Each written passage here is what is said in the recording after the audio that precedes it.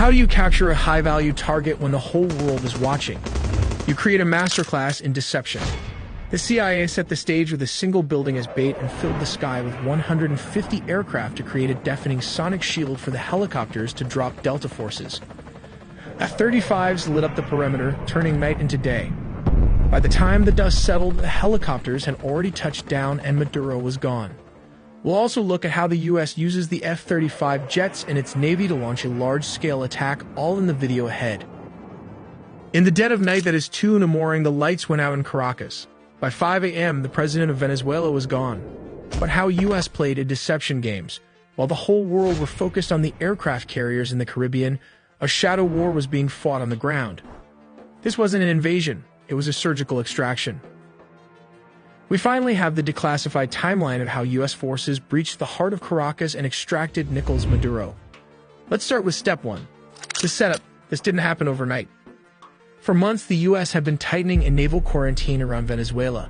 The U.S. Gerald R. Ford Carrier Strike Group and the U.S. Iwo Jima Amphibious Ready Group were parked off the coast. The pretext was clear. The U.S. designated the Venezuelan government a narco-terrorist state, specifically targeting the drugs lords, but while the Navy squeezed the coast, intelligence assets were tracking one man. They waited for a specific window, a moment where Maduro was stationary and vulnerable. Step 2. The strike. It began at exactly 2 in the morning Venezuelan Standard Time. High above, several F-35 stealth fighters punch a hole through the enemy lines, destabilizing their anti-air defenses. Like these Russian S-300 missiles located all over the strategic high-value target. With the skies cleared, the path opens for Delta Force helicopters to fly straight towards the mission. Here comes the deception as the helicopters flew. The jets started firing with more strikes as it hit Fort Tuna, the main military base and command center, and La Carlota Air Base, destabilizing Venezuelan air support. Reports from the ground described widespread explosions and a sudden communications blackout. The chaos wasn't the goal, it was the cover. But how did the raid happen? We have to look at step 3. Under the cover of darkness and chaos, the Tier 1 operators went to work. But what is the exact unit tasked with the mission?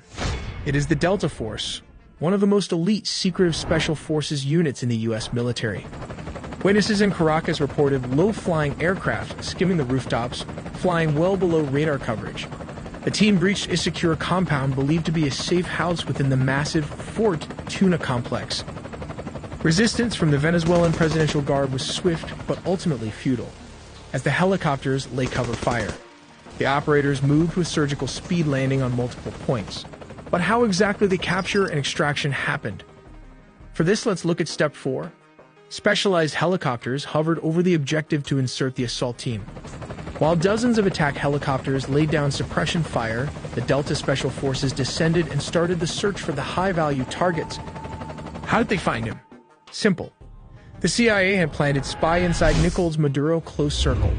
While back in the U.S., Delta Force built an exact replica of his safe house, rehearsing the raid until they could do it blindfolded. While operators breached the room so fast, his security could not even react to the situation as the sound of flash grenades disoriented the security guard. Using blowtorch, they caught him before he could even lock all the doors. Maduro's shock and awe froze him as Delta Force reached the compound. Nicolas Maduro and his wife, Celia Flores, were physically secured.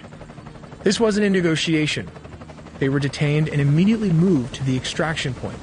These aircraft are capable of performing urban extractions from buildings and refueling in midair.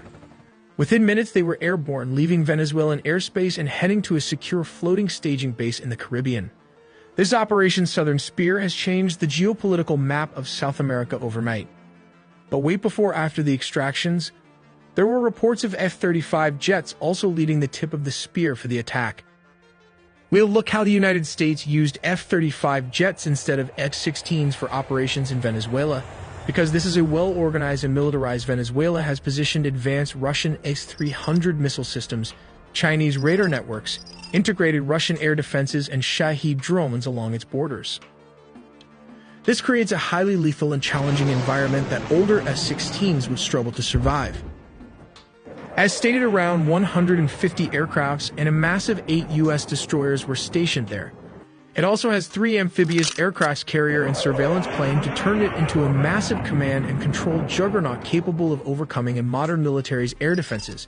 Signals a readiness to counter Venezuela's entire air defense network if necessary. But why Venezuela Air Force failed to intercept? As of 2025, Venezuela's fighter jet fleet consists mainly of approximately 21 Sukhoi Su-30 multirole fighters delivered by Russia between 2006 and 2008, which now form the backbone of their combat air power.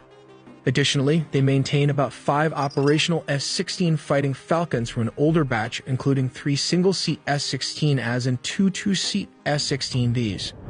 These S-16s are aging and suffer from limited maintenance and part support due to U.S. sanctions, although